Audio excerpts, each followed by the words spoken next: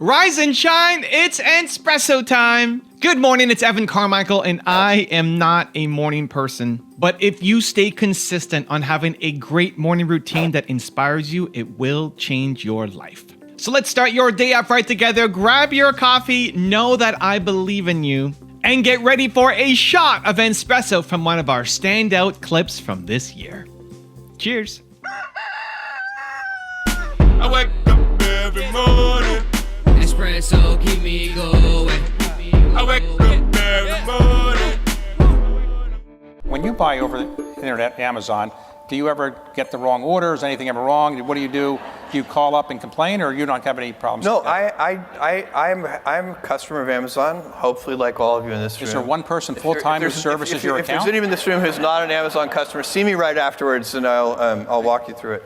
It's I have problems sometimes, and I treat them like the same way I treat a problem that I would get from a customer. My email address is famous, and I keep it, and I read it. It's jeff@amazon.com. I don't see every email that I get anymore because I get too many, but I see a lot of them. And I use my curiosity to pick out certain emails. So I'll get one from a customer, and there's a defect. We've done something wrong. Usually people are writing us, not always, but usually they're writing us because we've screwed up their order somehow. And so I'm looking at this, and for some reason, something seems a little odd about that one. And so I'll ask the team to do a case study and find real root cause, or causes, it's usually causes, real root causes, and then real root fixes. So that when you fix it, you're not fixing it for that one customer, you're fixing it for every customer. And that process is a gigantic part of what we do. So I would treat if I have a failed order or some bad customer experience, I would treat it just like that. Most entrepreneurs are too afraid to have honest conversations with their customers, and ultimately it leads to their failure. You're afraid of negative comments, you're afraid of disappointing people, you're afraid of what they are going to say about you. But being afraid is not a good enough reason, not anymore. It leaves you playing small, knowing that you can do more by keeping your foot on your brake. If you're afraid, you solve it by jumping in, not avoiding it. And guess what? You do scary things. So for a while now, I've had a couple people on my team who help me respond to all of the comments and emails and inboxes, and it's an amazing problem to have. It's an amazing opportunity to have so many people care about the work that I'm creating. And I thought it was important that we respond to every comment. I thought every comment that goes on this video, every comment that goes on all of my channels and all my videos, I want them to have a response. I think what a lot of YouTubers do is they create content and then they never respond. At the beginning you do, but then it becomes too time consuming. Then you spend more time responding to the comments than you do actually making content, and it becomes overwhelming. And what a lot of people fail to do is then just delegate it. It's like if somebody comes into your store, you want somebody to talk to the person. It doesn't mean it has to be you all the time, but somebody should talk to the customer and see how they're doing and ask them if they have questions or help. And so I think that just translates into YouTube comments and Instagram comments and responding to email.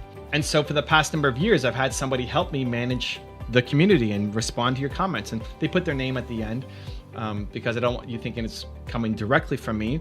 But what I always give instructions for is, if it's a negative comment, I want to see it. If it's feedback, I want to see it. If somebody's just saying, Evan, great message, somebody's just giving a thumbs up or a heart emoji, awesome, I love it, I appreciate you, I don't need to see all those. I love the good news, it's amazing, and I always check every day to see what's kind of going on, but I don't see every positive comment. I want to see all the negative ones. I want to see all the feedback. I want to see the hate. I want to see the constructive feedback. A lot of times it's something you can learn inside of the negative feedback. Even if they're coming at you with negativity and hatred and just nastiness, maybe there's something inside that comment that you can still learn from. And so we use a software program called the Pulse. And my main guy right now, Velko, is going through and getting all the comments, and he's responding to a lot, and he's such a force for good, and he's cheering people on and giving them love and support. And anytime there's a negative comment or feedback, I say, flag it for me. And I go into Pulse every day and I look at the flag comments first. Before I get to the general comments, the flag comments to say, what needs fixing? What are people upset about? What didn't they like? Who did I profile that people are getting, upset on? And a lot of times, there's nothing we can really do about it. But sometimes there is. and it's great feedback. And those should be the people that you want to hear. Most entrepreneurs do the opposite. You want to hear all the good news and the accolades and how much you're winning and amazing, and you want to either not hear the negative feedback or pretend it didn't exist or just cut off access so that you don't see it and don't hear it, and people just leave upset and angry. And by no means are we perfect. By no means is everybody always then happy with what I'm doing, for sure. But it's always my intention that I want to be able to listen to the negative feedback and the criticism and design systems around it. And so being willing to have an honest conversation with your customers, your team, your people, your husband, your wife, your kids, your parents, right? Like, that's how you get better. That's how you build better relationships, period. Whether it's business relationships or any personal relationship in your life. Having the ability to have an honest conversation and be able to receive honest feedback, even if it hurts, even if somebody's telling you that you suck, even if it's not legitimate, even if it's tearing at your inners, that ability to have the presence of mind to be open to the feedback and not immediately taking it personal and reacting so you can actually learn from it and get better, I think is a valuable skill that will serve you for life. So I've got a 3-step process that I use, that I follow, and how we take in negative feedback that I think will help, as well as reduce your barriers to be able to do it. But before that, if you want to have more confidence, self-love, and learn from billionaires, check out my 254 series, where I send you an email every day to shift your confidence forward. They're free. The links to join are in the description below. The stress primarily comes from not taking action. If everything has to work in 2 to 3 years, then that limits what you can do. Okay, my 3-step process to getting feedback, to getting the truth from people and not taking it personally myself. Let's do it. Step number 1 is pay attention to the feedback, especially the worst. Like I talked about on how we do it with our comments and social media using a tool like Agorapulse. You want the negative feedback. If you're doing everything yourself, you're gonna see everything yourself. Awesome. But if you have a team, even a part-time team who's managing some of the customer-facing things for you, you tell them, I want the negative feedback. Somebody's complaining, I wanna know. Somebody's upset, I wanna know. Somebody didn't get their product on time or is upset that we did that, I wanna know, tell me. Somebody is negative, nasty, I wanna know. I had one comment, somebody was so nasty. Somebody was just so nasty in the comments. And fortunately, we have such a great community. You guys are amazing. If you look at the comment section of my videos versus so many other channels, you guys are fantastic. We've built a pretty special community here on all of the channels in Believe Nation that I mean is amazing. But you still will get the odd person who comes in, who's not part of the culture, who just spews hate. And it's probably because they just had a bad day or they're in a really nasty spot in their life right now, but they take it out on your video, on my video. So we had one really nasty comment, and Velko responded in a sarcastic way. And I saw it. And he never responds in a sarcastic way. And I said, hey, if you see a comment like this, just give it to me.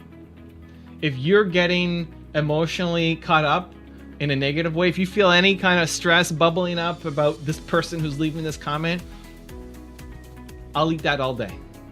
Assign it to me. I want the hardest ones. I want the nastiest ones. I want the most negative ones. Don't worry about it. Don't let it stress you out. Go give love and give those ones to me. You want the negative feedback. Step number 2 is use this phrase, tell me why I suck. This is one of my favorite things to do. Whenever I'm around people who I think I can learn from, I'll say, tell me why I suck. Tell me why I suck. Tell me why I'm the stupidest person alive right now. Why? Sounds crazy. Because I want the honest feedback.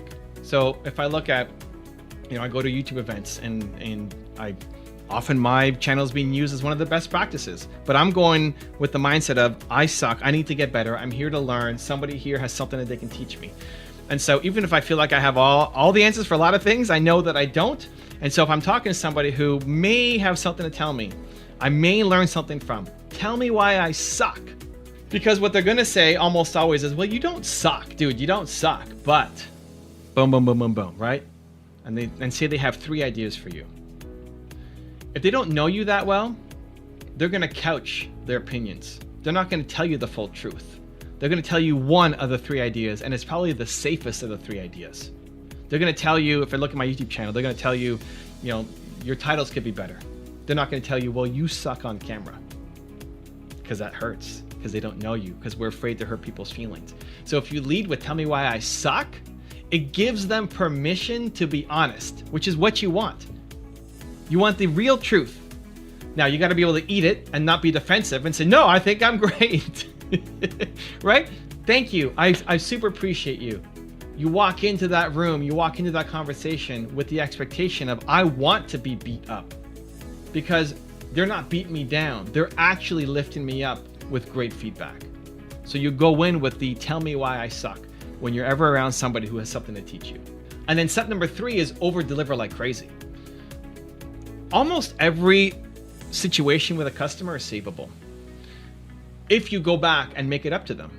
The intention for you wasn't to screw them over, right? If you made a mistake with a customer, you billed them double, your product never showed up, whatever it is, you said something that was offensive that you didn't mean to, right? Like, you're not in business to try to screw people over, right? If you were, you're probably not part of this community. So your desire is to help, right? You're built to serve. You want to help. You're trying to serve people. You're going to make tons of mistakes on that journey. So many mistakes.